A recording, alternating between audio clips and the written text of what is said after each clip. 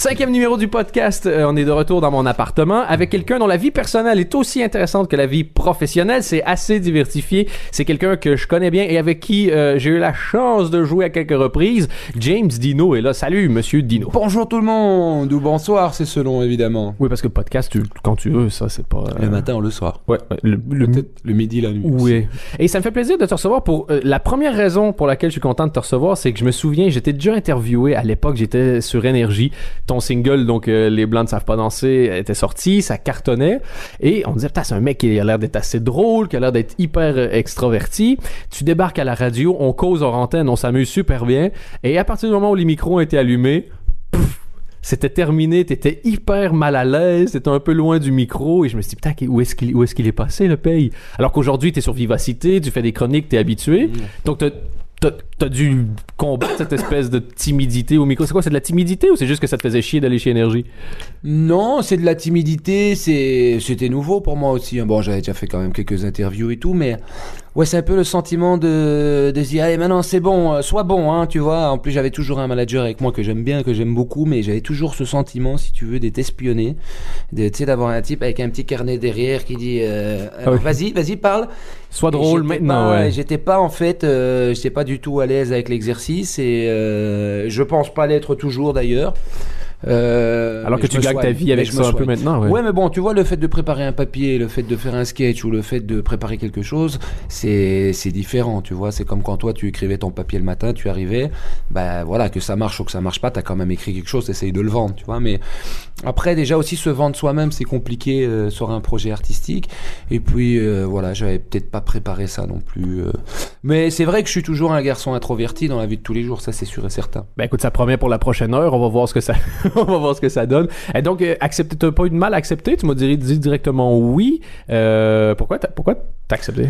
Non, parce que ça me fait plaisir de parler, d'avoir une petite discussion comme ça, c'est sympa. Et puis c'est vrai que moi, ça me plaît d'avoir parfois la vision de certains artistes, de leur vision, de leur art. Je trouve d'ailleurs que les artistes donnent pas assez de ficelles aux autres. Enfin, parler des humoristes. Moi, j'adore regarder les DVD de Bigard parce que souvent, il y a un CD bonus dans lequel il refait tout son spectacle. En fait, il regarde, si tu veux, son spectacle. Ah oui, le spectacle qu'il y a sur le DVD et il commande tout de A à Z. Il t'explique où il a trouvé les feintes, qui a écrit quoi. Il te donne des ficelles sans s'en rendre compte. Tu vois, il commente le bazar et c'est ultra intéressant pour nous. Et donc, c'est chouette. Bon, c'est pas uniquement pour ça que je l'ai fait, mais je me dis c'est toujours sympa de taper la causette. C'est thérapeutique aussi. C'est pas mal aussi ce qu'il a fait. C'est comme un réal qui fait la piste des commentaires sur un DVD, quoi. Il a fait la même chose, mais avec de l'humour. Voilà, c'est ça. C'est cool, je savais pas. Ouais, je trouve que c'est chouette pour les jeunes, évidemment, à mon avis, comme un des mortels s'en fout, mais quand même pour nous, c'est sympa, quoi.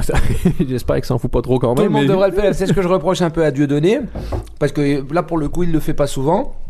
Alors que c'est un gars qui est passionnant pour sa manière de travailler, c'est une machine. On discutait hier des spectacles qu'en France tu peux tenir 7 ans avec un spectacle. Lui, tous les ans, tous les mois de juin d'ailleurs, c'est tous les mois de juin il y a un nouveau spectacle et ça marche, quoi. Je veux dire, le gars, ça fait 20 ans qu'il fait ça. Bon, après on n'aime pas, ça c'est chacun ses goûts, mais je veux dire, le gars, c'est une machine, un peu comme Pirette aussi. Moi, Pirette, j'ai autant de respect pour lui parce que lui, il va faire son 1h30 de spectacle sur RTL qui va se faire un score monumental. Des fois, le samedi, la semaine d'avant, il a rien, le type, tu vois. Oui, il paraîtrait ça. Mais toi, t'as travaillé avec lui à l'époque du Belge Comedy Show. Et c'était passionnant. Et alors, aussi, ou alors le gars, il a son spectacle le samedi d'avant.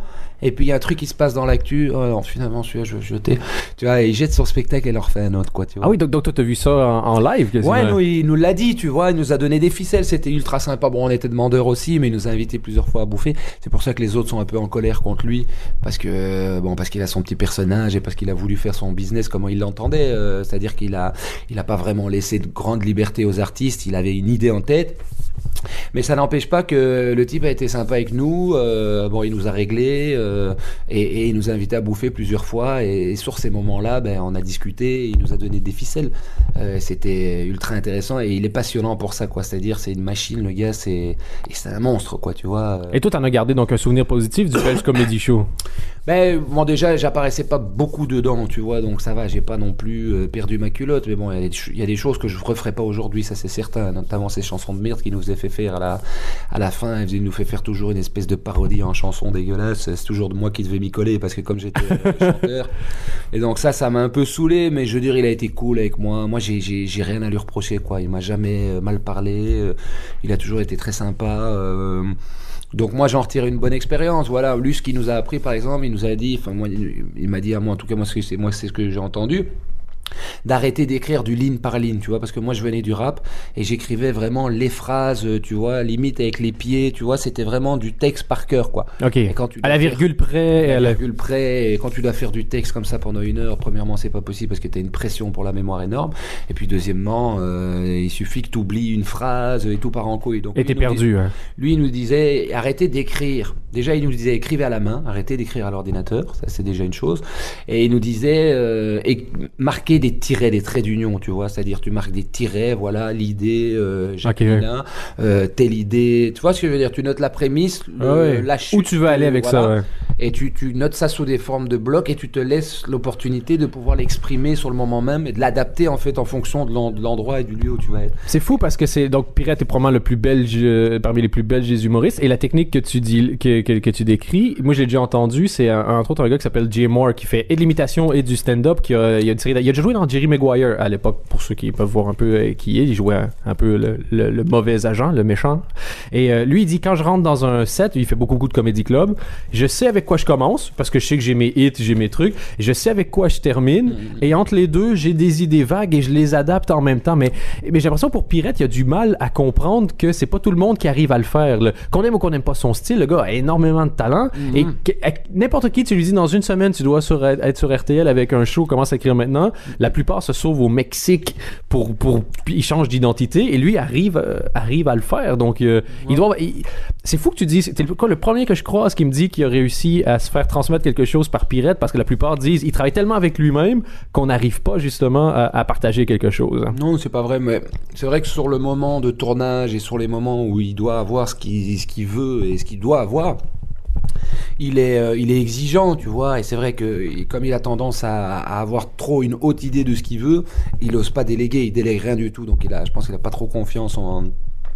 Et donc fatalement il a beaucoup de pression sur les épaules, donc il est nerveux, et c'est un gars qui est assez franc, tu vois, quelque part c'est une qualité aussi, tu vois, on peut lui en vouloir de ce caractère de cochon, tu vois, mais t'en as plein qui l'ont à l'intérieur. Il a le mérite quand même de dire ce qu'il pense. S'il a envie de dire putain tu me casses les couilles, tu connais pas ton métier, dégage, il le dit. Ok. Alors c'est mal pris parce que ça fout une mauvaise ambiance. Ça peut casser l'ambiance dans un truc d'humour. C'est pas un diplomate, mais il dit ce qu'il pense, et bon voilà, il a plein de défauts, mais bon, qui n'en a pas déjà. Ce que je connais de toi, c'est trois choses. T'avais d'abord une carrière dans le rap, ta conversion à l'islam et ta carrière en humour. Ouais. Et donc ça te dérange pas, on va juste repartir du début un peu. Donc moi j'ai appris à te connaître avec donc le single Les Blancs ne savent pas danser. Et comment ça s'est passé pour toi? Parce que si je ne me trompe pas, c'est un succès qui t'a un peu dépassé à l'époque, non? Disons que ça faisait 10 ans que j'étais dans le rap avant de signer mon contrat, mais là j'ai eu un contrat en France, tu vois, donc le challenge était différent, le ghetto français n'a rien à voir avec ce qui se passe ici en Belgique, il est virulent, il est dictatorial, il est violent, tu vois. Et tu as eu le contrat après ou avant le titre des Les Blancs savent pas danser? Le compte avant, évidemment. Ok, avant, c'est voilà. Quand tu étais sous contrat déjà, quand tu as produit le titre. Bon, moi j'ai signé mon contrat vis-à-vis de maquettes que j'avais, donc j'ai été faire écouter des maquettes, et dans ces maquettes j'avais quasi déjà tout mon album, donc eux ils ont dit voilà, les maquettes sont super, on signe le contrat. Je suis rentré en studio pour enregistrer les titres, et dans ces titres là j'avais une ébauche, c'était Les Blancs savent pas danser, j'avais le refrain, j'avais le beat et j'avais le premier couplet, et moi l'idée me paraissait sympa et tout, et on a été la maison de disques a été voir une grosse radio en France, s'appelle Skyrock, et le boss de Skyrock il a écouté l'album, c'était sur 18 titres, c'était 17 titres rap classique, 90 BPM, donc un rythme très très rap classique, un peu la Dr Dre dans ce goût-là. Et j'avais un morceau plus rapide à 115 BPM. Le BPM, hein, c'est le nombre de beats per minute. Exactement. Et donc j'avais un truc un peu plus rapide, un peu plus enjoué, et c'était une maquette. J'avais qu'un couplet, c'était Les Blancs. Et il a dit écoute, si celui-là tu me l'amènes demain, je le joue. Bon, alors quand t'as le boss de Skyrock qui dit demain je le joue, c'est la radio nationale, tu passes là-bas, c'est fini, tu vois. Surtout que eux ils ont une rotation super serrée. Quand tu rentres en haute rotation, tu joues à toutes les 2 heures à peu près. Donc, Et puis voilà, de manière nationale, et beaucoup de jeunes écoutent et tout. Donc si ton titre plaît, après, c'est souvent parti. Ce qui a été le cas d'ailleurs pour nous, on est rentré en studio, on a fait le morceau et tout. Et donc là, je suis rentré avec Les Blancs ne savent pas danser, qui finalement n'était qu'une parcelle de mon univers, mais infime, tu vois, parce que mon univers, moi je venais du rap classique, je vais dire. Tu faisais des battles et tout. J'ai fait des battles pendant des années, mais je veux dire, j'ai fait les maisons de jeunes, j'ai fait les mixtapes, c'est quelque chose que j'ai appris, j'ai fréquenté vraiment je vais même pas parler du hip-hop, parce que nous on n'a pas connu le hip-hop positif avec les gens qui tournent ça. Nous c'était plutôt même le rap un peu plus racailleux à la française, tu vois, donc j'ai très bien connu ce milieu-là, et j'avais un album rap classique avec des morceaux rigolos dedans, avec des morceaux plus engagés et plus sensés dedans, mais je n'avais rien de joyeux comme Les Blancs savent pas danser. Et donc je suis rentré, tu sais que la première image est très importante, tu vois, donc je suis rentré avec un morceau un peu genre Fatal Bazooka, c'était l'époque en plus, Fatal Bazooka, Kamini et tout, donc je suis rentré avec un rap comique. Et là-bas, au niveau crédibilité, je parle dans le ghetto français. Ta street cred, c'était mort. Street cred, c'était mort, tu vois. Et en plus, j'avais un album qui s'appelait Le Fils du Commissaire. Alors, je veux te dire, Le Fils du Commissaire, niveau street cred, c'était pas. Moins 1000. Et en même temps, j'avais une vraie street crédibilité ou une rap crédibilité. C'est-à-dire que je savais très très bien comment fonctionnait le rap. Je pouvais, tu vois, te mettre à l'amende n'importe quel MC de France. Je vais dire, niveau technique et au niveau de la phase en elle-même, j'avais pas à rougir de quoi que ce soit. Ouais. Et donc on a fait Les Blancs savent pas danser, et puis on s'est dit tiens, il faut peut-être quand même montrer que tu sais rapper aussi, en même temps il faut te présenter, donc on va sortir Le Fils du Commissaire, qui est une chouette chanson mais qui a pas de refrain, qui est pas sympathique, qui est pas populaire, tu vois. Et donc là je pense que là on a fait une erreur sur le choix des morceaux. Moi ce que je pense qu'on aurait dû faire, c'est assumer. Et continuer dans la même voie. Ouais, d'autant plus que Les Blancs, c'était une chanson que j'aimais bien. Et à quel point ça a eu du succès? Je veux dire, pour dire une question trash, t'en as vendu combien? Mais on n'a pas vendu beaucoup. Je sais pas, Les Blancs, des albums, on en a vendu 10 000, donc tu vois, c'était presque rien. Les Blancs, on a dû en vendre 20 000.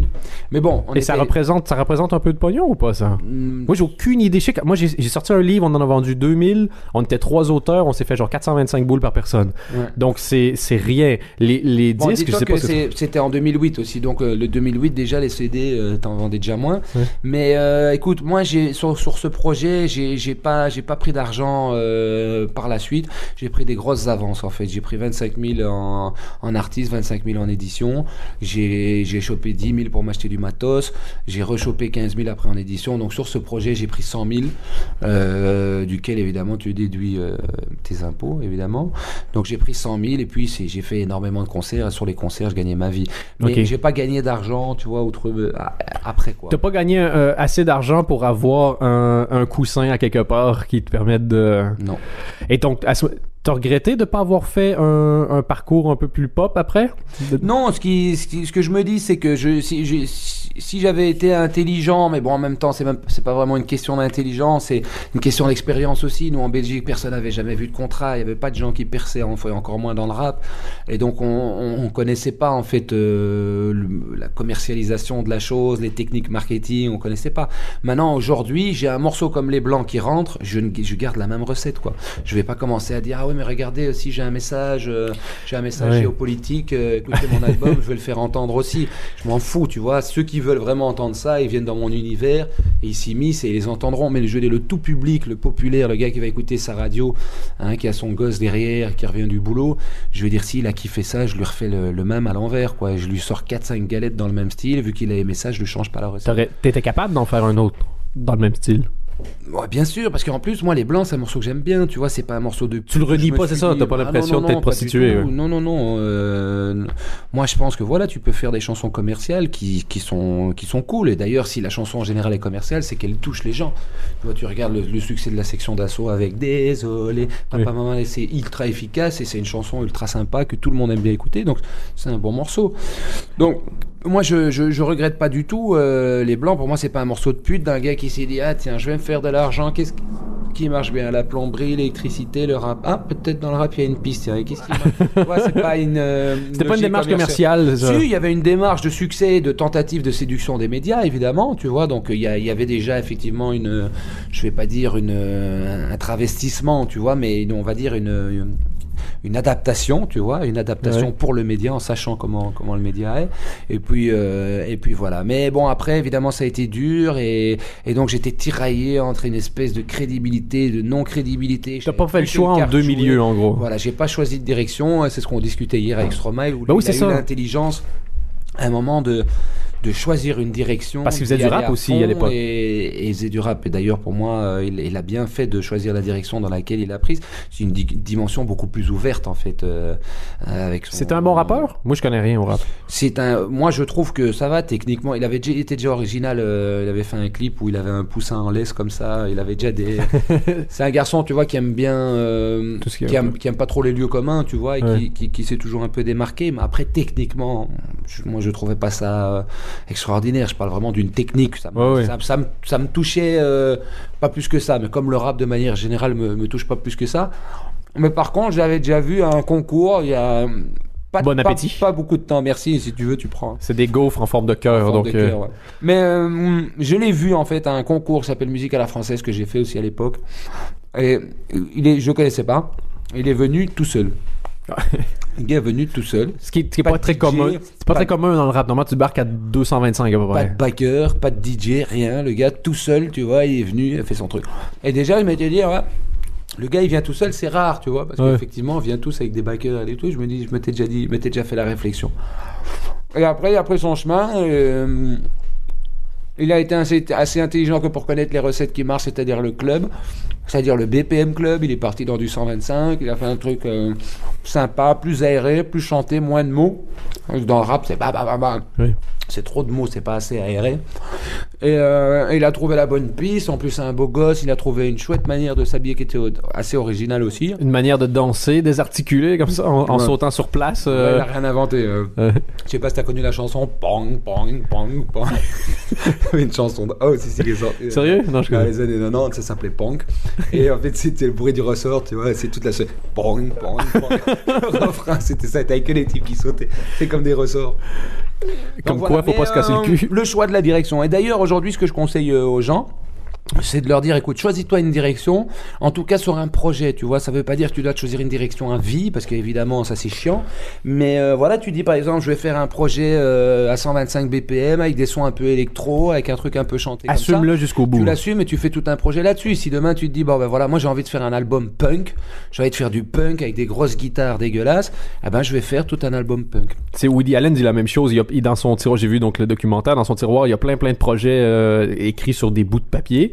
Et en gros, c'est dit, c'est j'en choisis un, je le fais. Une fois qu'il est fini, je m'en fous de la critique que tu voudras. Je retourne dans mon tiroir, je choisis un autre projet et j'enchaîne. Si t'as envie de faire 6 choses, mais pas les 6 choses dans le même projet, c'est débile. Fais 6 projets, commence par un, va au bout de l'idée, quoi. Et en même temps, je dis ça de manière simple. En fait, c'est beaucoup plus compliqué que ça parce que tu sais, on te dit par exemple pour te nourrir, il faut manger de manière variée, tu vois, tu peux pas te dire ah bah tiens aujourd'hui, toute cette semaine je vais bouffer que des carottes. J'ai choisi ma direction, ça va être que des carottes. On va te dire non, t'es un peu con, prends un peu de chou-fleur, prends un peu de tomate. Donc tu vois, la variété est importante aussi.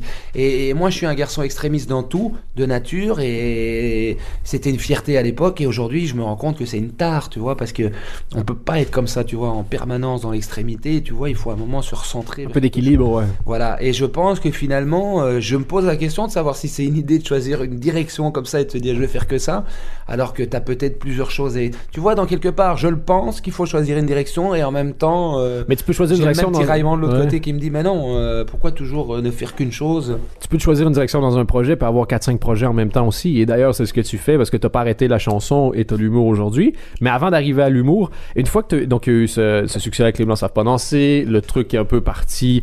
Pas aussi efficace que ça aurait pu être après. T'as un peu pété un câble à un moment donné, non? Mais j'ai pété un câble parce que moi j'étais un gros fumeur de shit. Ok. Un très gros fumeur de shit pendant des années. Et en fait, ce qui s'est passé, c'est que j'avais tout arrêté en fait pendant 2 ans et demi. Le café, la cigarette, l'alcool, j'avais tout. J'étais parti dans l'extrême comme d'habitude. Ok. Et en fait, ce qu'il y a, c'est que donc pendant ce temps-là, mon projet commençait à se mettre en place. C'était à quelle époque quand t'avais décidé d'arrêter tout? C'était juste avant Les Blancs de savent pas danser? Ouais. Donc genre à partir de je crois qu'en 2006, j'avais arrêté. Ok. T'as quel âge d'ailleurs? Je sais même pas quel âge. 33 ans bientôt. Hein. Ok. Et donc j'ai arrêté 2 ans et demi. Puis un jour, je me suis dit, ah ben tiens, t'es parti dans l'extrême de nouveau. Fume-toi un petit joint de temps en temps. Tu vois, bois-toi un petit verre de vin de temps en temps et ce sera très bien comme ça. Et donc en fait, bon, tu vois comment je fume la cigarette, hein, je suis un compulsif. Donc, et en fait, je m'étais dit, la cigarette, je veux pas recommencer. Erreur de ma part. Parce que quand j'ai recommencé à fumer un joint, dans le joint, qu'est-ce qu'il y a ? C'était 80% de tabac et 20% de shit. Donc quand j'ai recommencé à fumer un joint, directement, mon corps, il avait une mémoire, le tabac. Et donc j'ai de nouveau eu besoin de tabac. D'autant plus que, je vais faire une petite parenthèse là-dessus, mais le tabac, c'est vraiment une réponse à une émotion. Et comme j'étais dans une grande période de stress, bah, tu sais, dès que t'es stressé ou dès que t'es anxieux sur un sujet, bah, ton cerveau va te dire, bah tiens, fume-toi une clope, ça va aller mieux. Et donc, si tu veux... Juste au moment où j'ai eu beaucoup de pression parce que j'allais devoir représenter le rap belge malgré moi, tu vois, alors que moi je venais de Waterloo, mon père était commissaire, j'avais rien à voir avec le rap belge, j'étais pas du tout un représentant du rap belge comme eux voudraient qu'il soit, et en même temps j'étais le seul à aller en France en tant que rappeur belge, donc j'avais cette responsabilité. On te le remettait toujours sur le nez quoi qu'il arrive, dis-nous rappeur belge. Voilà. C'est ça, et j'étais tout seul et donc j'avais une pression quand même énorme, c'était une période de stress, et donc si j'avais fumé la cigarette à ce moment-là, j'aurais fumé 2 paquets par jour, c'est ça que je veux te dire. Mais comme je ne voulais plus recommencer la sèche, j'ai commencé à fumer des joints comme des sèches. Et du jour au lendemain, j'ai recommencé à fumer 20-25 joints par jour. 3 mois après, j'étais chez les fous. Oui, parce que 3 mois après, j'étais chez les fous, 3 semaines. T'as vraiment été... Et c'est toi-même qui t'es... je savais pas si ça allait te déranger d'en parler, mais... C'est toi-même qui est allé à l'hôpital psychiatrique et qui a dit fais quelque chose avec moi. C'est toi-même qui t'es. Non, c'est ta famille qui est venue te porter? Non, c'est pas ma famille. Non, mais il faut. Tu sais, moi j'étais dans le diagnostic qu'ils m'ont donné, c'est bipolaire à tendance schizophrénique paranoïde, tu vois. Oh, donc c'est lourd. Moi, quoi. J'étais dans une schizophrénie en fait. Ok. Et comment ça s'est passé donc ton arrivée là-bas? En fait, j'ai un ami qui a fait psycho, qui était psychologue de formation, un de mes meilleurs amis que je vois plus d'ailleurs maintenant, et qui me connaissait très bien depuis tout petit. On était des amis depuis très très longtemps, et qui a vu que je commençais à chauffer, que je commençais à avoir des discours sur l'astrologie, la numérologie, à triper un peu, tout ce qui était occulte, voilà. Et puis moi j'ai vraiment eu un trip schizophrénique paranoïde, c'est-à-dire à la fois, tu vois, j'étais persuadé d'être en mission, tu vois, d'avoir un rôle à jouer, tu sais, vraiment, donc la schizophrénie, genre tu te prends pour le messie, et en même temps paranoïde dans le sens où putain, tout repose sur moi, quoi. Si je le fais pas, tu vois, genre j'étais chez moi en train de calculer les chiffres comme ça, oh putain, ils sont en train de m'épier, tu vois. Ah oui. C'est vraiment, parce que tu te donnes un rôle, tu vois, de seul et d'unique, on va dire, genre tout repose sur toi, l'élu.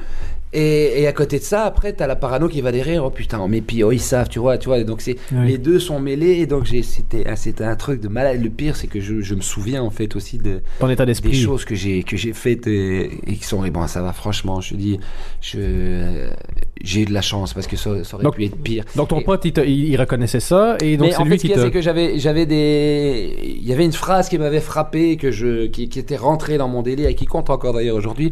C'est une invitation ne se refuse jamais. Okay. Une invitation ne se refuse jamais, tu vois. Donc c'était de dire, voilà, que quand on t'invite, des fois, t'as pas envie d'y aller, mais je pense qu'il faut y aller parce que peut-être qu'il y a quelque chose pour toi là-bas. Ah ouais. Et d'ailleurs, ce qui m'a fait délirer, avec Jim Carrey, j'ai un truc parce que Yes Man, ouais. Putain, Jim Carrey, tous les films qui sortent, tu sais, c'est quoi? Moi, j'étais fort dans les chiffres en fait. Okay. Donc, c'est-à-dire que moi, ce que je faisais, c'est que j'attribuais un chiffre à une lettre et je calculais les mots, tu vois. Et puis je voyais des signes dans les plaques de voiture, moi, tu vois. Parce que des chiffres, il y en a partout des chiffres. Donc, par exemple, tu vas te dire la lettre A, c'est le numéro 1, B, 2, etc. Puis tu vas te dire, ah ben voilà, le mot Jésus, J, donc numéro 10, tac, tu comptes, tu fais le truc. Ah d'accord, donc 344 c'est Jésus. Et puis dès que tu vois un 344, tu dis, oh putain, il faut que j'aille par là. Tu vois, c'était vraiment un synchronicité de malade mental. Partout, ouais. Et à ce moment-là, quel film Carré sort? 23 Numéro 23. Ouais. Putain, mais dans mon délire, numéro 23 dans mon délire, c'était une folie. Et t'es allé le voir et t'as fait une crise d'épilepsie. Il avait fait Bruce Non, je l'ai vu à la maison. Il est Bruce Tout-Puissant. Le gars, ça devait un dieu sortait. Il a fait tous des films comme ça de ouf. Il a fait Truman Show aussi dans le truc parano. Truman Show. Tout le monde t'observe. Et Truman Show qui est excellent à fond. Tu vois, très bon film, ouais. Moi, j'adore Jim Carrey parce que je trouve que dans le choix de ses films, c'est toujours des gros films philosophiques. Et pour en arriver à Yes Man. Parce que Yes Man, c'est que ça, tu vois. C'est une invitation, on se refuse jamais, c'est le point. C'est un film magnifique, tu vois. Et tu vois, donc comme quoi, tu parlais de prémices, tu vois. Une invitation ne se refuse jamais. C'est une phrase magnifique si tu n'analyses et que tu vas plus loin. Tu regardes ce film, il est extra, ce film. Et donc voilà, là où je voulais en venir, c'est que mon pote m'a dit, écoute, je crois que ce serait bien si on allait chez le médecin aux urgences, à l'hôpital psychiatrique. Et ça, c'est dur pour un pote à dire et pour un pote à entendre. Ah ouais, pour lui, ça a été dur. Moi, je m'en foutais parce que j'étais dans mon délire, parce que moi, j'étais dans un délire. Hein. Moi, toi, tu te rendais compte de rien, tu te doutais de rien du tout. Quand il m'a dit ça, moi, qu'est-ce que je me suis dit dans ma tête? Il m'épie. Une invitation se refuse jamais. T'es sérieux? Il y a quelque chose pour moi là-bas. Et donc, j'y suis allé vraiment de bon cœur, tu vois. D'ailleurs, c'était à pisser de rire parce que je suis arrivé là-bas, il y avait un noir qui était là. Et il était aussi aux urgences, je sais pas pourquoi il était là et tout. Et j'étais dans mon délire. Et donc, pour moi, il y avait quelque chose pour moi là-bas à faire, tu vois. Donc, j'étais pas là par hasard. Donc, quand je me suis retrouvé dans cette salle avec ce Renoir, je me dis, c'est peut-être lui, tu vois. Et je lui dis, qu'est-ce que t'as, toi? Et il me dit, bah tiens, j'ai ça. Je le regarde dans les yeux, j'ai dit, à partir de maintenant, t'as plus rien. Et je dis comme ça, tu peux y aller. C'est bon, t'es guéri, c'est fini. J'étais chaud, mon vieux, tu vois. L'image était la cafetière. Imagine ta tête comme une cafetière, tu vois. L'eau, elle a bouilli, tu vois. Et à un moment, elle a débordé, tu vois. Mon cerveau était rempli de lave, tu vois. C'était brûlé, c'était cramé. T'as traversé le mur à un moment donné. Ouais, j'étais plus là. Et toi, quand tu lui as dit ça, est-ce t'étais vraiment persuadé qu'il n'y avait plus rien? Ah ouais. Là, j'ai dit, c'est bon, tu peux y aller. Jésus venait de soigner Lazare, quoi. Tu as quoi, toi? Le sida, c'est fini, tu peux partir. Jette toutes les capotes. Mais c'était presque ça. Mais Et donc, comment ça se passe? Donc, ton pote reste avec toi? Mon pote est resté avec moi. T'as un psychiatre d'urgence qui est là. Le gars, il m'a dit, oui, pourquoi vous venez? Mais oui, mais madame, rendez-vous compte, s'il y a de plus en plus de gens en psychiatrie chez vous, c'est qu'il y a peut-être un problème quelque part. Parce qu'il faut pas croire, parce que j'avais pas perdu ma verve et j'avais pas perdu mon sens de l'analyse et de la lucidité et même on va dire du pouvoir. La formule, de convaincre. Mais en même temps, bon, la meuf, c'est une psy, elle connaît très très bien les Elle en a vu d'autres. Elle écoute même plus, tu vois. C'est, oui, d'accord, monsieur. Va lui chercher 2 petits cachetons aussi, faut qu'il dorme un peu, le monsieur. C'est ça, il est fatigué. Je faisais des nuits blanches et c'était une folie totale, tu vois, donc voilà, et donc ils m'ont donné des petits cachetons, donc moi pareil, je me suis dit non, mais c'est que je dois les prendre, et tu sais, là c'est en mode néo, tu vois. Ouais. Oh putain, le rouge ou le jaune? Oh putain, tu vois, faut pas que je me trompe. Tout devenait un délire, tout était matière d'interprétation, tout ce que je voyais était une interprétation, une flèche, un truc, un clignotant, une plaque de bagnole, un chiffre, une publicité, je voyais des chiffres. Dans ton cerveau, et je suivais, et donc j'étais fou, mais vraiment fou. Heureusement que tu acceptais tout, parce que si en plus t'avais refusé de te soigner, ça aurait été... Voilà, j'étais dans un très très bon délire, hein. Par contre, j'étais pas du tout agressif avec les gens. Au moins c'est déjà ça. Et donc ils t'ont gardé 3 semaines. Donc en fait ce qu'il y a, c'est que ils m'ont pris tout de suite, ils m'ont donné 2-3 cachetons. Non, je me rappelle même pas, je sais même pas s'ils m'ont pris tout, je sais plus maintenant. Mais ils m'ont donné 2-3 cachetons qui m'ont un peu calmé. J'ai dormi, tu vois, j'ai beaucoup dormi. J'ai récupéré un rythme en fait à l'hôpital parce que là-bas on te force à te lever très tôt, à te coucher très tôt. Et donc tu sais, je faisais beaucoup de nuits blanches et tout. Tu sais, dans mon délire, j'étais très très chaud. Et donc là j'ai refroidi. Ils m'ont cachetonné la gueule et puis bon là ils m'ont lobotomisé la gueule. Après j'étais au 6e sous-sol, tu vois, ils te donnent des cachetons de chevaux. Et en fait voilà, le problème c'est qu'après je suis sorti de l'hôpital pour faire le clip Les Blancs savent pas danser. Si tu regardes le clip des Blancs savent pas danser, je sors de l'hôpital psychiatrique. Je pensais que c'était après que t'avais pété un câble. Et si tu regardes ce clip, tu regardes la gueule que j'ai, tu vois, là je suis encore totalement dedans. Je suis cachetonné, donc je suis calmé, je suis un peu refroidi, mais je suis encore totalement dedans. Et si tu regardes il y a un making of de ce clip qui a été fait, tu regardes ça, tu m'écoutes parler, tu pètes un plomb. Ah ouais, ça fait... Mais moi, j'ose même plus regarder parce que j'ai honte, tu vois, parce qu'après, ce qu'il faut pas oublier, c'est que j'ai déjà mis du temps après à comprendre que j'avais pété un plomb, j'ai mis du temps à l'accepter. Ouais, ça doit être dur de se dire, tiens, je suis allé... Mais j'ai eu honte, comme beaucoup de gens qui ont des délires comme ça, et quand ils redescendent, tous les gens que je fréquentais à cette époque-là, je les vois plus. C'est pour ça, c'est toi qui veux plus les voir. Ouais, parce que je me sens gêné, parce qu'il y a quelque chose qui est parti, ça a insulté mon intelligence aussi. Alors que eux, ils voudraient encore te voir. Ah ouais, non, mais eux n'ont rien à voir et je leur en veux pas et je comprends tout à fait le fait que eux, maintenant quand je me mets à leur place, évidemment que c'est difficile. T'as un type qui pète un plomb, c'est un pote à toi, Ouais. t'as envie que ça aille mieux, t'as peur, je veux dire, je comprends, donc moi je leur en veux pas et j'ai évidemment rien contre eux, ce serait quand même la moindre des choses, mais je veux dire, je ne veux plus les voir, tu vois, Parce que t'es pas parce que, encore voilà, il y a guéri une de cette honte, honte-là. ouais, Ouais. non, non. Il y a une C'est honte, quand même il y a, dingue tu vois, de- je ouais. peux plus être moi-même, j'ai toujours l'impression de devoir me contrôler, je peux plus quoi, je peux plus. C'est quand même triste de dire que encore Mais en c'est régulier 2012, dans ce genre de ben oui, maladie. c'est ça. Mais n'importe quelle maladie, même la dépression, il y en a beaucoup qui vont dire qu'ils sont fatigués au lieu de dire qu'ils se tapent une dépression ou un burn-out. C'est dommage de devoir avoir honte d'un truc qui est une maladie. Qu'est-ce que tu veux, ça arrive. C'est pas, tu l'as pas cherché. Et t'as gardé des, et excuse-moi si c'est rude comme question, mais t'as gardé des séquelles de ça ou t'es complètement guéri? Moi, je vois toujours des signes dans les plaques de voiture. Mais t'es capable de faire la différence entre une pensée rationnelle et une Je le pensée. sais, quoi. C'est-à-dire que je resterai toujours dans le délire, en fait, parce que j'ai calculé les mots, les trucs. Ouais. Je les ai imprimés et ça restera toujours, tu vois. Mais maintenant, ce que je me dis, c'est tu sais, je vois un truc dans une bagnole, tu sais, parce qu'en plus, t'as 3 lettres, donc tu sais, si je te mets DBS, tu peux te dire n'importe quel mot qui va avec, tu vois. Donc, Oui. je peux se faire des trips au quotidien sans arrêt. En plus, je suis tout le temps en bagnole, donc voilà. Mais souvent, ce que je me dis, là, t'es quand même en train de voir des signes dans les plaques de bagnole. Je sais pas si tu crois. Donc t'as une conversation avec toi-même pour. Donc maintenant, je commence à m'en rendre compte, mais c'est vrai que je suis vigilant aussi. C'est vrai que la religion m'a beaucoup aidé. Parce que premièrement, mon trip était mystique. Donc Ok. c'était en rapport avec vraiment quelque chose d'au-delà. Premièrement, ça m'a remis pied sur terre parce que, notamment en plus dans l'islam, c'est vraiment Dieu unique, tout puissant. Moi, je me suis pris pour Dieu. Tu peux pas faire plus pire dans la religion que ça. Pire Oh oui, péché plus que ça. sacrilège, ouais.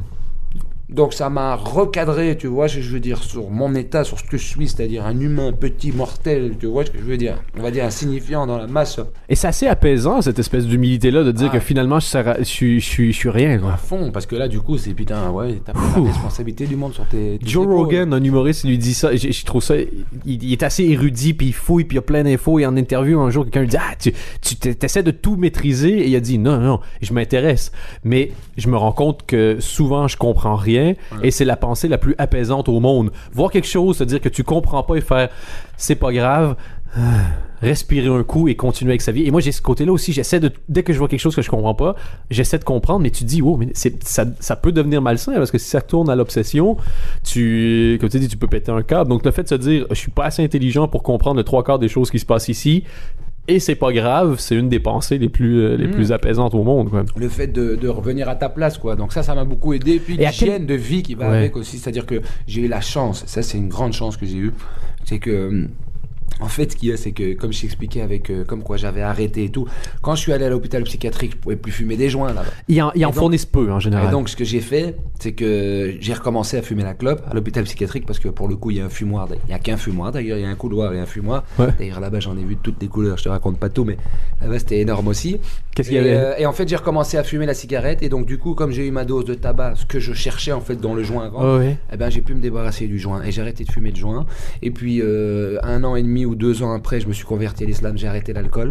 Et donc, le fait de ne plus avoir de produits qui jouent sur la chimie du cerveau, ça m'a beaucoup aidé. Plus, évidemment, l'hygiène de la prière, l'hygiène de vie musulmane. Et je dois dire, c'est pour ça que je me suis estimé sauvé par Dieu, sans partir en... Non, mais en c'est. trip, parce que je connais beaucoup de gens qui ont eu une schizophrénie. Quand tu la déclenches, c'est fini. C'est-à-dire, tu as des gens, ils sont porteurs du gène. On sait que le joint est un déclencheur. T'en as, ils l'ont. T'en as, ils l'ont pas. Si tu l'as et que tu la déclenches, c'est fini. Ok. Tu vas être schizophrène à vie. Et si tu l'as pas, bah, tu vas fumer tant que tu veux. Tu le déclencheras jamais. Mais on sait pas qui l'a et qui l'a pas.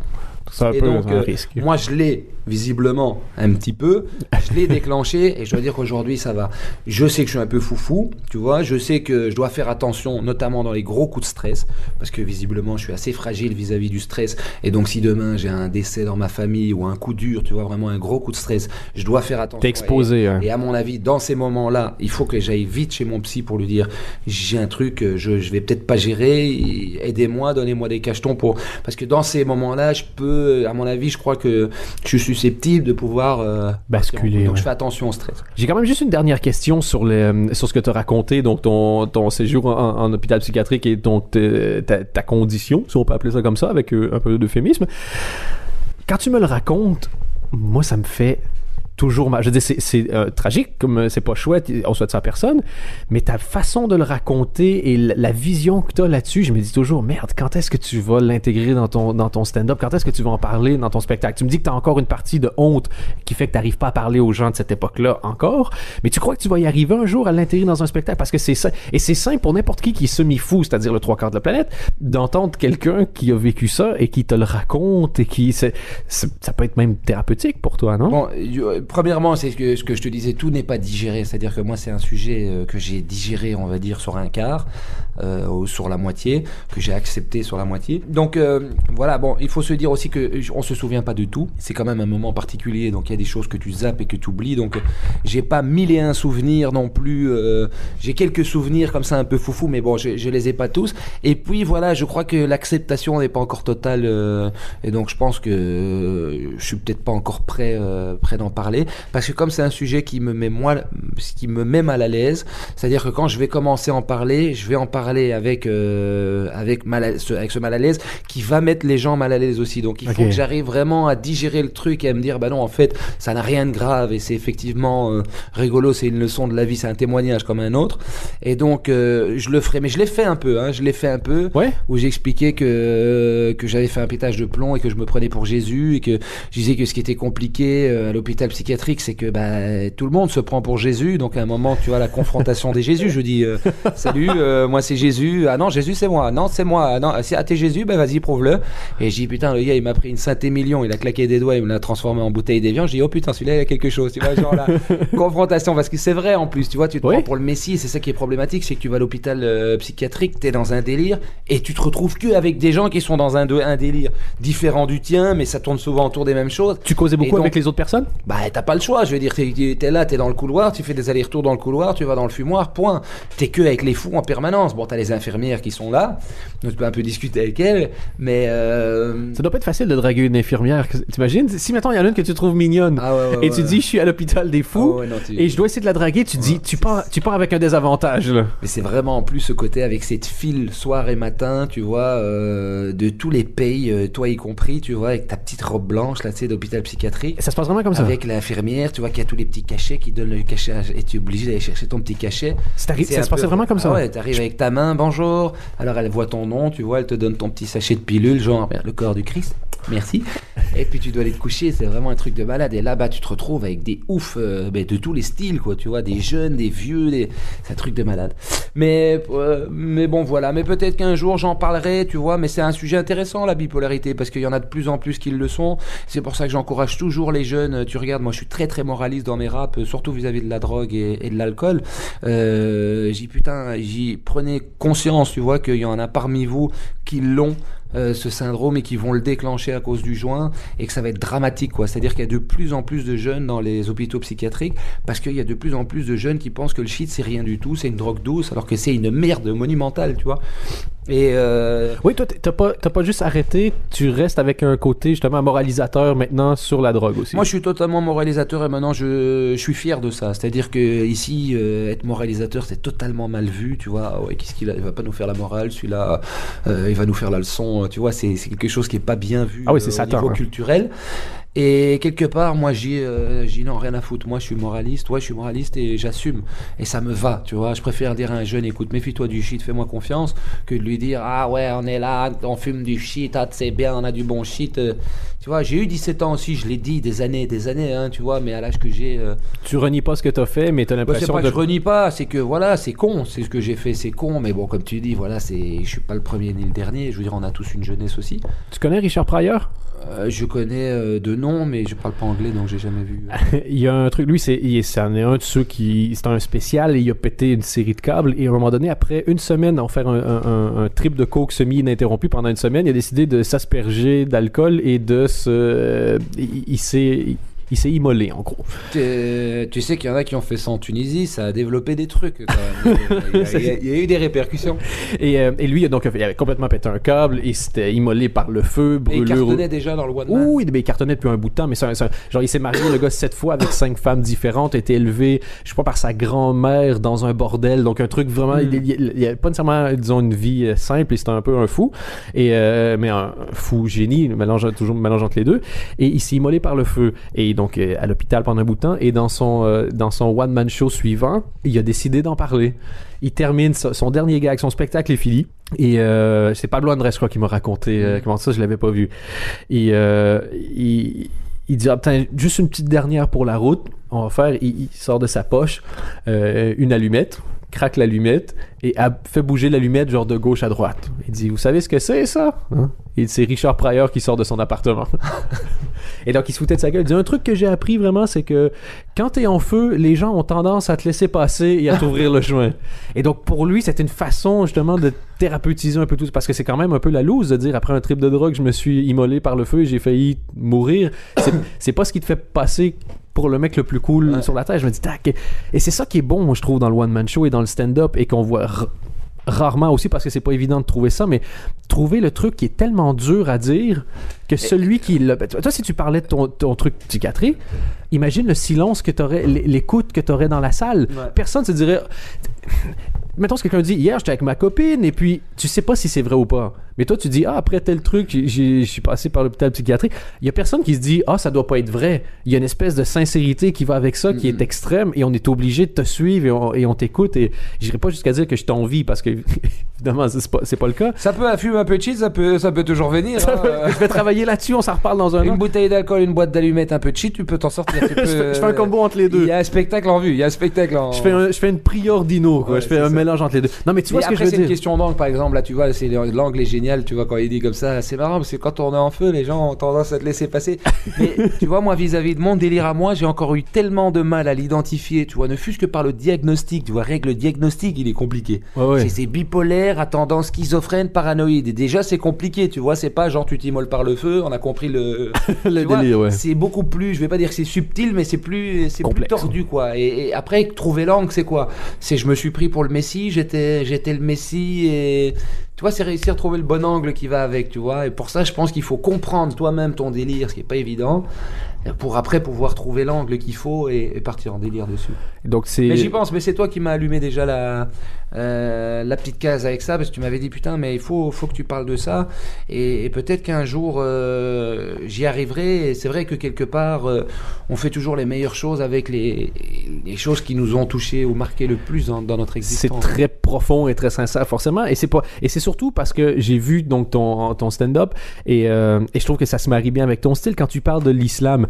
Hier, on était du côté de Warem, dans forcément un auditoire très très très très blanc, et tu dis, bon, l'islam, c'est pas la religion qui a la meilleure réputation pour une série de raisons, et c'est quand même un choix difficile. Moi, si j'arrive et je fais 2-3 blagues sur la neige, je me dis jamais, en regardant la gueule d'un public arriver, peut-être que c'est un public... C'est jamais difficile pour moi, c'est pas un sujet qui est touchy, alors que toi, de temps en temps, ça peut être un sujet touchy, et dedans, tu te dis, ça a été compliqué de l'annoncer à ma mère parce que c'est une raciste pratiquante, et c'est pas des choses faciles déjà à dire. Tu sais que quand tu dis je me convertis à l'islam, déjà tes amis, tes plus proches peuvent réagir bizarrement. Ce que tu racontes donc dans ton spectacle, ta mère, elle a vraiment réagi bizarrement, ou non, ça c'est romancé? La vraie réaction de ma mère, ça a été, je lui ai dit que je m'étais converti à l'islam, et elle m'a dit, tiens, voilà autre chose qu'elle m'a dit. Sérieux? Donc ça, c'est la vraie réaction de ma mère. Donc voilà, mais écoute... Et aujourd'hui, ton entourage, tout le monde a... Je crois qu'ils sont contents, parce que quelque part... Ils ont vu que ça te faisait du bien. Voilà, je suis dans une vie beaucoup plus sage. Ma mère, elle est grand-mère grâce à l'islam. Oui, t'es papa depuis quelques mois. Voilà, tu vois, si je suis papa, c'est parce qu'à un moment, la religion m'a dit que le mariage et que le fait de se caser, c'était important, sinon jamais je l'aurais fait. Donc moi, la religion, ça m'a quand même assagi, ça m'a rapproché de la maison, comme je disais. Donc il y a tout un tas de choses qui en ont suivi. Voilà, je suis plus en train de me défoncer la gueule, donc je travaille plus, j'ai une femme. Comme t'as une femme, tu vas moins perdre ton temps dans les cafés, à rien foutre. J'ai un gosse, ça t'ouvre aussi les yeux sur tout un tas de choses. Ta street cred, elle en a pris un sacré coup. Maintenant, t'es marié, tu bois plus, t'as des enfants. Ai strictement plus rien à foutre. Ouais. Mais c'est vrai, ça t'en a plus rien à foutre. Mais honnêtement, t'en as encore. J'ai l'impression que t'as ce côté-là, j'allais utiliser le mot schizophrène, mais c'est peut-être pas le bon choix de terme. Mais d'un côté, donc voilà, t'es père, tu t'es converti à l'islam, t'es marié, tu fais des spectacles de stand-up souvent au Kings of Comedy Club à Bruxelles. Et d'un autre côté, quand tu vois les gens qui viennent te dire bonjour ou qui te demandent un conseil ou qui te suivent, t'as encore des jeunes un peu plus street finalement qui viennent te... T'es un peu entre les deux encore. T'es capable de jouer sur les deux tableaux, quoi. Entre deux quoi, tu veux dire? T'es entre le papa avec la vie de famille rangée qui fait ses petites blagues et le côté rappeur ou qui est encore un peu, sans dire adulé, disons apprécié par une série de fans qui aiment du rap. Bah, c'est vrai que pour certains, bon, moi j'ai un grand frère, donc tu vois, j'ai toujours été le petit frère. Moi, dans le quartier, j'ai toujours été le petit, j'ai toujours été le petit, j'ai jamais eu de grand, tu vois, j'ai toujours été le petit. Et c'est vrai qu'aujourd'hui, je me rends compte qu'à 32 ans, ben, t'as des jeunes aujourd'hui qui ont 20, 25 ans et qui écoutaient mes chansons quand ils avaient 12, 13 ans. Tu vois ce que je veux dire? Qui me voyaient fatalement d'un tout autre œil. Et ça, je m'en rends compte aujourd'hui. Donc, t'as des gens qui viennent me parler, me voient avec des grands yeux. Parce que eux, quand ils avaient 12 ans, ils ont écouté ton rap, c'était des minots, ils sortaient vraiment de l'enfance. Et toi, je parlais de shit, d'alcool, ou je faisais mon rap de la vingtaine, tu vois. Donc, un rap un peu voyou, un peu virulent. Et eux, ça les a marqués, ça leur a plu. Et aujourd'hui, quand ils me voient en fait un peu comme le grand frère. Donc c'est vrai que j'ai, si tu veux, un peu maintenant ce rôle avec certains de grand frère et donc fatalement de moraliste, quoi, parce que le grand frère, il a vécu lui-même tout un tas de couilles et aujourd'hui, il a compris de par son expérience que c'est de la merde et donc maintenant je leur fais la morale, quoi, tu vois. Je fais le père de famille. Tu m'as déjà dit un jour que tu avais un peu de mal. Ça, c'était l'année passée, donc c'est avant que tu te mettes plus sérieusement à l'humour depuis septembre. Pour être tout à fait honnête avec toi, je pensais jamais que tu allais te mettre sérieusement. Parce que vu que t'es doué, t'as pas besoin de faire énormément d'efforts pour que ça passe. T'avais pas fait grands efforts, tu m'avais dit, avant de faire ton premier sketch qui avait marché correctement. Et c'est dur après de convaincre des gens comme ça de se bouger le cul parce qu'ils ont pas besoin de le faire pour avoir du résultat. Donc, tu m'avais dit que t'avais du mal à... et faire exister une image entre le rappeur et l'humoriste. Aujourd'hui, c'est plus facile pour toi? Tu t'en fous plus ou t'as toujours du mal entre les deux? Parce que tu continues de faire du rap, t'as pas arrêté l'un pour l'autre. Mais je scinde les deux parce que j'arrive pas à mélanger les deux, tu vois. Parce qu'effectivement, bien sûr, j'ai un tiraillement. C'est-à-dire que c'est vraiment en fait le tiraillement entre le premier et le second degré, quoi. C'est-à-dire que je suis un garçon qui peut être très sérieux. J'aime beaucoup la géopolitique, j'aime bien la psychologie, j'aime bien la religion. C'est des sujets qui m'intéressent, ce sont des sujets qui sont sérieux et j'ai envie d'en parler. Et en même temps, l'humour dans le rap, ça le fait pas. Et donc là, pour l'instant, dans ce que je suis, ça me convient très bien. C'est-à-dire que j'utilise plus le rap pour passer des messages un peu plus virulents, un peu plus géopolitiques, un peu plus sérieux. Et dans l'humour, là, c'est l'occasion de se détendre et de rigoler. Donc je peux exprimer, si tu veux, les deux parties qui font ma personne, mais qui font la tienne aussi. Je veux dire, personne n'est tout le temps rigolo dans la vie de tous les jours. Des fois, tu as des discussions sérieuses avec ta femme. Des fois, tu vas aller manger avec un pote, vous allez discuter de la Syrie ou de ce qui se passe en Afghanistan. Et tu vas peut-être pas toujours trouver langue pour parler des choses un peu dramatiques et un peu dures, tu vois, dans l'humour. Donc ça me convient en fait d'avoir les deux, mais j'arrive pas à les mélanger, quoi. Je me verrais mal faire un gros sketch où tu t'arrives, tu fais marrer tout le monde, et puis après tu leur sors une chanson, tu vois, où tu leur dis un truc ultra sérieux, premier degré à mort. C'est difficile à mélanger quand même, moi je trouve. L'islam, quelle sorte... Est-ce que tu as eu le syndrome déjà du nouveau converti? Non, je pense pas. Plus catholique que le pape, ironiquement, avec l'islam, ça marche pas, mais... Ouais, mais c'est une phase que j'avais ça dans mon spectacle. Ce sont les nouveaux musulmans qui veulent être plus catholiques que le pape. Ouais. Donc là, quand même, alors ce que je disais, donc là, quand même, ça peut causer une schizophrénie, et apparemment, chez moi, le terrain est propice, donc faut faire attention. Tu vois, je disais ça. Là, t'avais des gens... Mais écoute, pas tant que ça, tu vois, mais je comprends ce souci d'intégrité, parce que je te dis, le mot intégrisme, dans le mot intégrisme, il y a intègre dedans. Donc les intégristes, c'est des gens qui malheureusement partent souvent d'une bonne intention, qui lisent les choses de manière littérale, tu vois, qui les interprètent à leur manière et qui vont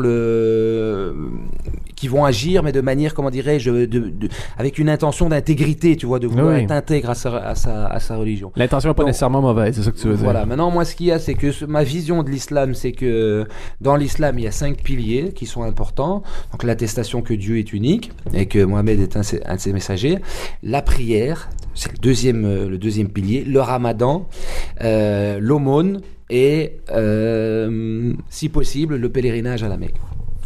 Et donc rien n'est fait par hasard dans l'islam, tout est dans l'ordre, tu vois. Donc, c'est-à-dire, ça sert à rien, tu vois, de commencer à réfléchir, à te dire, ah tiens, je vais aller porter une barbe comme ça parce que dans ma religion il dit qu'il faut mettre une barbe, alors que tu fais pas la prière, tu vois ce que je veux dire. Concentre-toi déjà sur l'essentiel. Donc moi, je pense que toute ma lutte, quand je me suis converti, j'ai prié pendant 1 an et demi. Et comment c'est arrivé toutes les prières à l'heure. Ok, mais comment c'est arrivé déjà? T'es allé sur Google en cherchant religion, Wikipédia, choix, quoi? Non, mais déjà mon délire était mystique. Pendant ce délire-là, je parlais déjà beaucoup d'islam dans mon délire.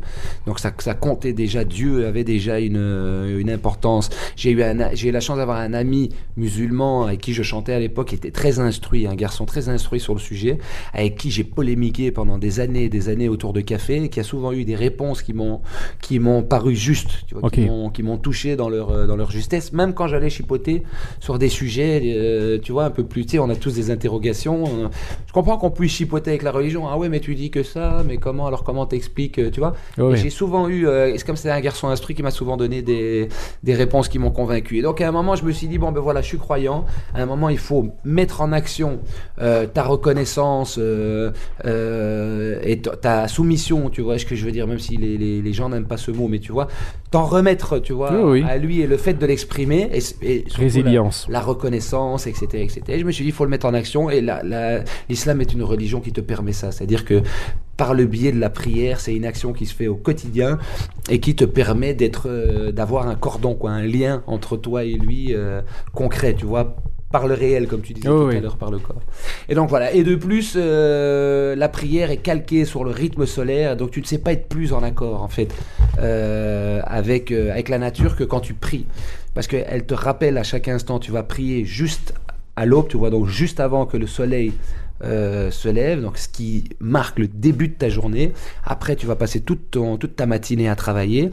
Tu vas reprier quand le soleil est au zénith, tu vois, ça va aussi t'indiquer que là, on est au top de la journée, tu vois ce que je veux dire, le soleil est en haut. Tu vas prier quand le soleil commence à descendre, donc là, quand tu fais cette prière-là, tu te dis, bon, mais là, on commence à toucher la fin de la journée. Tu pries quand le soleil est couché, donc là, tu te dis, ok, maintenant, c'est la nuit, et puis tu pries 1 heure après pendant la nuit. Et donc, en général, si tu te dis, ben voilà, moi, ma vie, elle commence à l'aube. Après, je travaille, et quand le soleil se couche, je reste à la maison. J'ai rien à foutre la nuit dehors, je suis bien, ma journée, elle est finie. Le boulot, il doit être fait. Maintenant, je suis là, je suis en famille, je mange avec mes gosses. Tu vois ce que je veux dire? Ça peut t'apporter vraiment une réalité de la nature concrète. Et moi, je vais me battre là-dessus, parce que la prière, tu peux lâcher très vite. Moi, j'ai prié pendant 1 an et demi à l'heure, puis tu peux très vite lâcher, parce que tu sais, on est des hommes, tu vois, donc ça représente quand même aussi un effort. Et on est des humains, et donc il faut lutter contre soi-même, tu vois, au quotidien et pendant toute ta vie pour t'accrocher à ça. C'est très difficile, la religion, hein. Et c'est pour ça que tu as beaucoup de gens qui se prétendent aussi musulmans, mais qui ne le sont pas fatalement, parce qu'ils ne prient pas. Tu vois, le prophète, il a dit, la différence entre le musulman et le non-musulman, c'est la prière. Donc il y a beaucoup de gens qui vont dire qu'ils sont musulmans mais qui prient pas. Et donc quelque part, musulman, ça veut dire soumis à Dieu. Donc par exemple, le fait où tu obéis, tu vois, au pilier de la prière, bah tu es soumis, tu viens au rendez-vous. Quand on t'appelle, tu viens au rendez-vous. Et quand tu viens pas, bah, quelque part, tu es soumis qu'à moitié. Et je blâme pas ces gens, j'en fais partie. Pour l'instant, je prie plus, mais c'est quelque chose que j'aurai en tête à vie, tu vois, et auquel je veux me raccrocher. Mais il faut que je trouve le courage de le faire concrètement, quoi, dans l'effort. Et ça a été dur pour toi de te convertir à l'islam par rapport à la réaction que d'autres pouvaient avoir? Je veux dire, c'est drôle, je connais une autre personne qui s'est convertie à l'islam de manière un peu publique, c'était Mohamed Ali, le Cassius Clay, son nom d'esclave, comme on dit. Je connais pas cette personne. Qui aimait se battre, c'est tout ce que je me souviens. Il s'est battu une fois au Zaïre, ça avait un peu marché, il y a quelques personnes étaient venues. Mais un catcheur congolais, quoi. D'accord. C'est un jour, tu tapes Mohamed Ali, catcheur congolais sur Google, tu tombes sur James Zino, une biographie assez étrange du boxeur.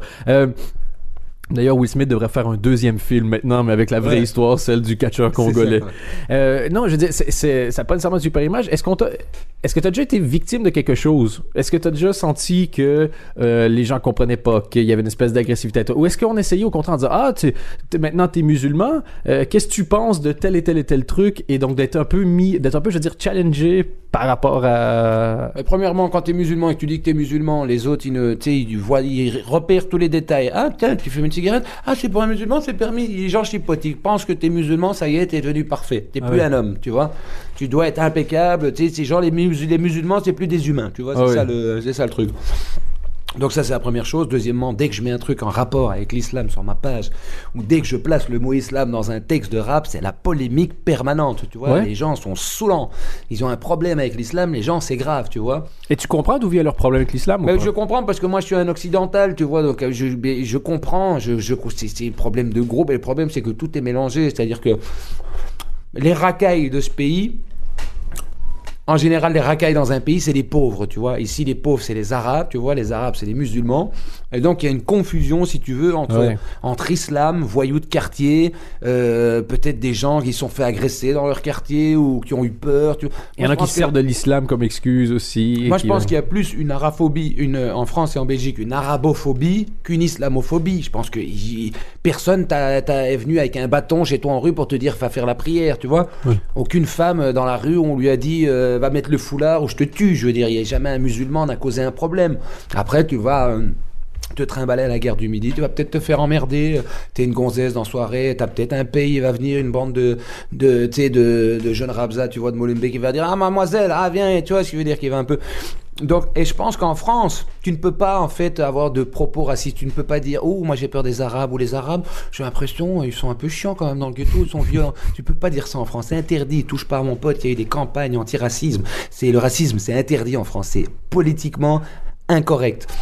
En revanche, la laïcité, c'est tout le contraire. En France, c'est bien vu d'être laïque, tu vois, mais attention, la religion, faut pas qu'elle vienne faire la loi chez nous. Hein, nous, on est des laïcs, c'est la République, tu vois, ils sont fiers de ça. Et donc, moi, ce que je pense, c'est qu'ils ont transformé leur arabophobie, leur racaillophobie, je vais leur dire même, tu vois, en islamophobie. Parce que être anti-racaille, tu peux pas. Tu peux pas l'être parce que tu vas dire ah ouais mais les Arabes là non moi je veux pas, tandis que dire ah ouais mais les musulmans, j'ai l'impression qu'on peut plus rien dire sur les musulmans là quand même, tu vois. Et donc je pense que c'est un moyen, tu vois, pour dire un mal-être qu'ils ont vis-à-vis d'une violence qu'il y a dans la rue et qui est liée souvent à une pauvreté. Tu regardes au temps de Renaud, le chanteur en France, dans les années 60, t'avais pas de Rabza. Où t'en avais peu, tous les délinquants, c'était les Français, les gars qui avaient pas de thunes, ils étaient là, c'est les loupards avec leur cuir, ils se pétaient la gueule toutes les semaines, c'était aussi des gens qui foutaient les boules, tu vois. Et donc voilà, je crois qu'il y a un mélange des genres. Et moi aussi, d'ailleurs, parce que comme je fréquente le rap c'est aussi un milieu où il y a beaucoup d'Arabes, beaucoup de Noirs. Et alors évidemment, je vais pas dire les mauvais Arabes parce que ça se dit pas, c'est une connerie et c'est une globalité, mais souvent évidemment les Arabes plus voyous, fumeurs de shit et buveurs d'alcool que musulmans. Moi, ce que je dis toujours, moi, si j'habite à Place Litch, quand je travaille, quand je rentre chez moi la nuit, le gars qui arrive avec sa djellaba et sa barbe, j'ai pas peur de lui. Il sort de la prière, il va pas me piquer mon MP3, on est d'accord, tu vois. Le gars, il rentre chez lui, il sort de la prière, il est sorti de chez lui pour aller faire sa prière, pour prier son Seigneur. Il revient, c'est un gars, et jamais t'aurais un souci avec un barbu, c'est quand même logique, tu vois. À côté de ça, quand tu vois, t'as trois Rabza avec leur veste en cuir en train de boire, tu vois, une vodka Red Bull et de fumer un boulon sur le truc, et tu passes à côté, t'as peur. Tu vois, c'est normal. Mais, à mon sens, ces gens-là sont pas des musulmans, tu vois ce que je veux dire. S'ils étaient musulmans, ils seraient pas là en train de boire de l'alcool au coin de la rue, tu vois. Donc, ils le sont, ils vont peut-être changer, c'est pour ça que moi, je veux pas les juger, parce que si ça tombe, cette personne-là, c'est une personne qui a un bon cœur et qui deviendra excellente, et si ça tombe, c'est un gars qui te fera jamais chier. Toi, tu penses, ah merde, t'as peut-être un peu peur, tu passes à côté, alors que peut-être il te fera évidemment jamais de soucis. Mais ce que je veux dire, c'est qu'il y a une confusion, tu vois, entre l'arabe et le musulman, et c'est pour moi deux choses différentes. Et le problème, c'est qu'effectivement, les gens connaissent plus les Arabes que les musulmans. Parce que les musulmans, c'est des gens discrets, ils font leur vie, t'entendras. Les musulmans, tu les entends pas. C'est des gens qui sont humbles, ils sont simples, ils causent de problèmes à personne. Les musulmans pratiquants, je sais pas. Et donc, et dans le rap, on utilise beaucoup de mots en arabe, comme ça. Tu vois. Il y a ce côté un petit peu, tu sais, c'est bien vu. T'as même tous les noirs très en urbain. France, ils parlent comme les Arabes. Tous les blancs, ils parlent comme les Arabes. Tu sais, il y a un truc comme ça. Tu vois, c'est un peu comme les Mexicains aux States. Tu vois, c'est un peu, ils pèsent quand même, tu vois, dans le rap game. Et donc, comme l'islam est une langue qui est descendue en arabe classique. Pour ne pas que les textes soient travestis, tu vois, c'est une religion qui a été conservée dans cette langue, tu vois. Donc, c'est mieux si tu apprends l'arabe classique. Et il y a des choses qui sont en arabe. Toi, tu l'apprends ? Par exemple, saluer les gens, tu dois leur passer le salam, tu dois leur passer la paix, donc que la paix soit avec toi, salam alaikum, tu vois. Moi, je ne le dis pas, j'ose pas le dire. Parce que j'ai toujours ce truc que le gars il se dit ah ouais non il se donne un genre, il parle comme un arabe, alors que je dois le dire, c'est une obligation en tant que musulman, je dois dire salam alaikum aux gens, je dois leur passer la paix de cette manière-là, tu vois, je dois le faire. Je l'explique dans le spectacle, un musulman peut pas parler du futur proche ou lointain sans dire si Dieu le veut, sans dire Inch'Allah, tu vois.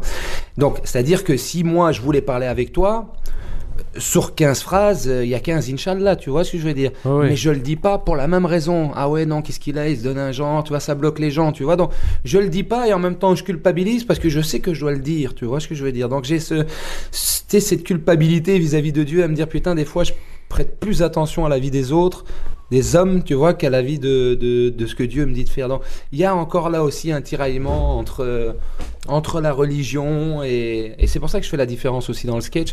Où elle dit, ma mère elle me dit comment tu vas faire pour trouver du travail maintenant que tu es devenu arabe. Je lui dis mais moi je suis pas devenu arabe, je suis devenu musulman. Ah oui mais c'est pas la même chose maman. Ben arabe c'est arabe, ce sont les habitants d'un pays, hein, Molembe comme dirait monsieur Renders. Puis je veux dire musulman c'est une religion, c'est pour tout le monde, ça veut dire soumis au Seigneur. Et ça paraît con tu vois, mais l'info elle passe aussi tu vois. Bon, j'espère qu'il n'y a pas trop d'Arabes qui m'écoutent et qui disent qu'est-ce qu'il a ce racisme. Je n'essaie que donner une tentative de philosophie. Ça reste une opinion, les opinions sont discutables. On t'a pas encore demandé de représenter une communauté, une explication, d'être le pont entre le bon petit belge et essayer d'expliquer justement la religion, parce qu'en fait tu le fais super. Je sais pas si moi je suis pas donc musulman et je connais pas la religion, donc s'il y a de quoi tu viens de dire que des conneries pendant 20 minutes et j'en ai pas la moindre idée, mais je comptais énormément là-dessus. Tu vas t'en rendre compte bientôt. quand tu vas faire brûler ta maison. Non mais tu le racontes et tu l'expliques super bien. On voit que c'est un sujet qui te passionne. Si tu étais appelé de temps en temps à essayer justement un peu de faire cette espèce d'enseignement-là ou d'explication-là, c'est un rôle que tu prendrais ou au contraire, tu n'as plus envie de te placer dans un rôle de représentant, entre autres par rapport au fait d'avoir été à un moment donné, sans le vouloir, représentant du rap belge en France, par exemple?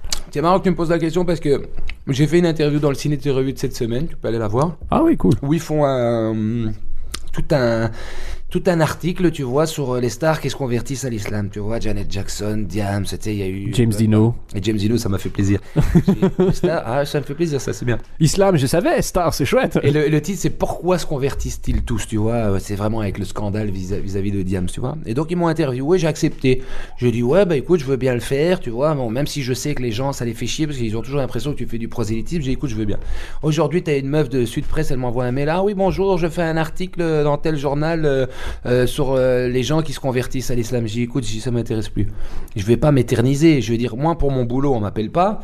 Je fais des vidéos toutes les semaines. Je fais du one man show. Jamais on m'appelle pour me faire une interview. Il faut arrêter de venir me casser les couilles avec ça, tu vois. Dès que c'est vos papiers un peu à scandale, l'islam, parce que tu sais que ça va faire vendre du papier, ça m'intéresse pas. De toute façon, c'est toujours globalement toujours pour, tu vois, de nouveau frapper sur le musulman. Tu regardes toutes les couvertures de Télémoustique, tu sens cette haine anti-islam, tu la sens, tu vois, c'est que ça.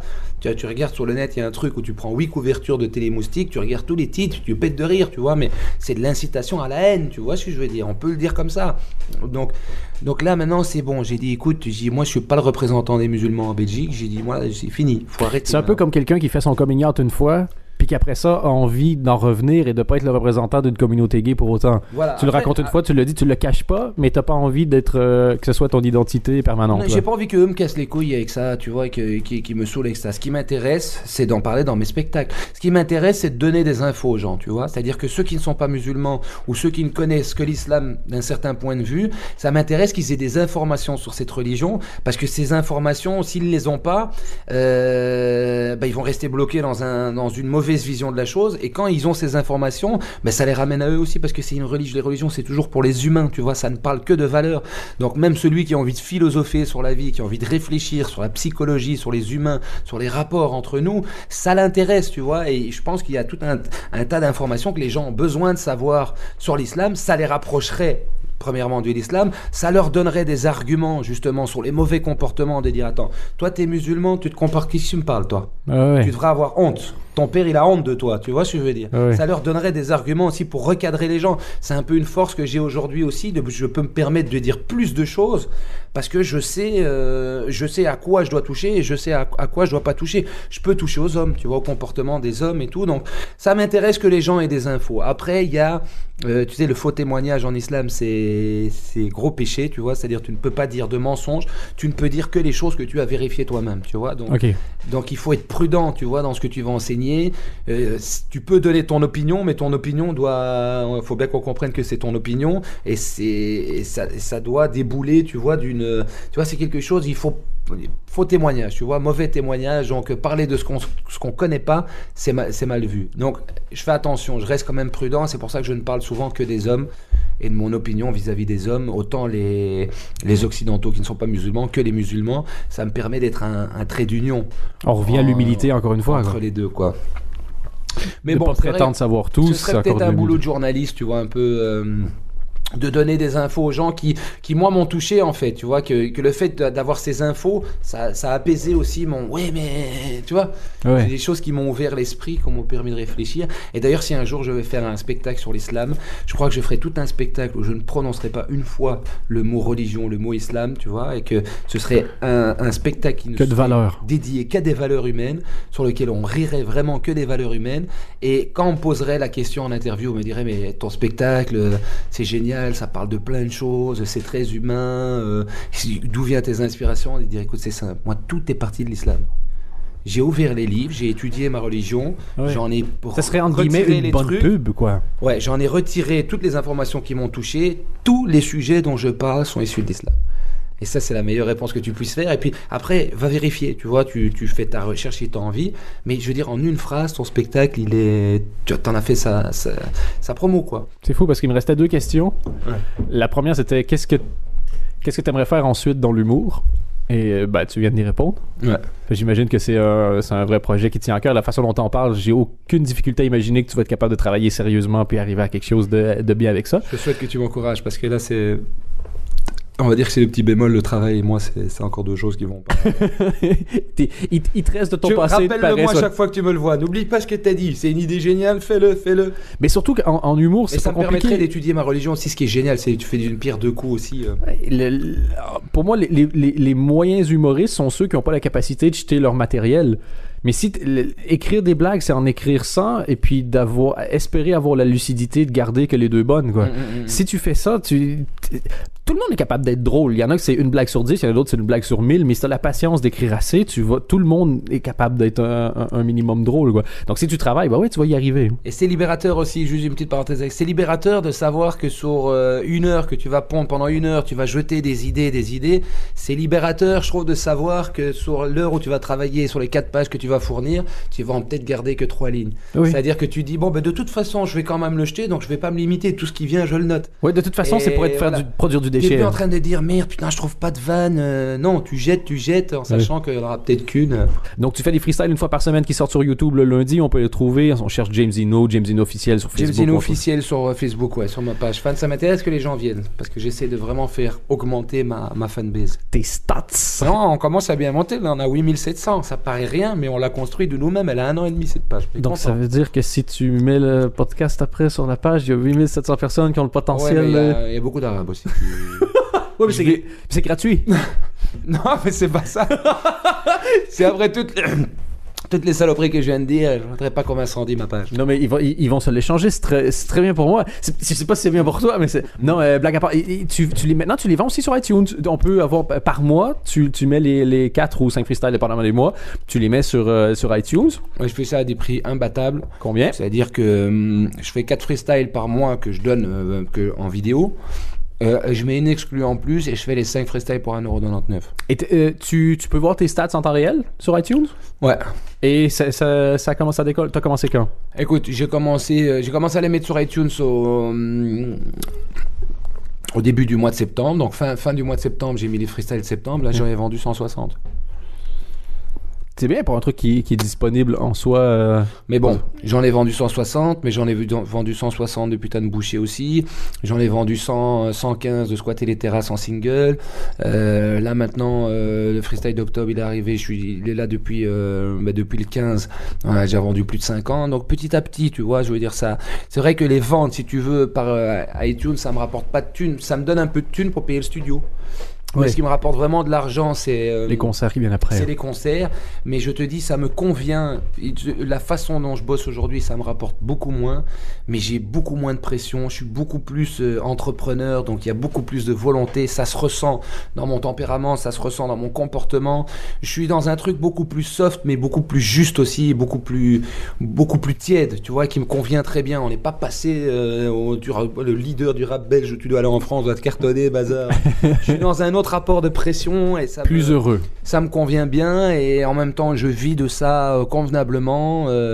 Parfait. James Dino, merci beaucoup. Il y a peut-être un dernier truc de promo que tu veux dire, un site, quelque chose à donner? Non, pas spécialement. Ma page James Dino officielle, c'est important. Il faut que les gens viennent là-dessus parce que là c'est là-dessus que je mets un peu toutes les infos qui me concernent. Et donc voilà. Et puis ceux qui ont une carte de crédit et qui sont sur iTunes, qu'ils aillent chercher mon matériel que tu ne peux pas le trouver moins cher, c'est impossible.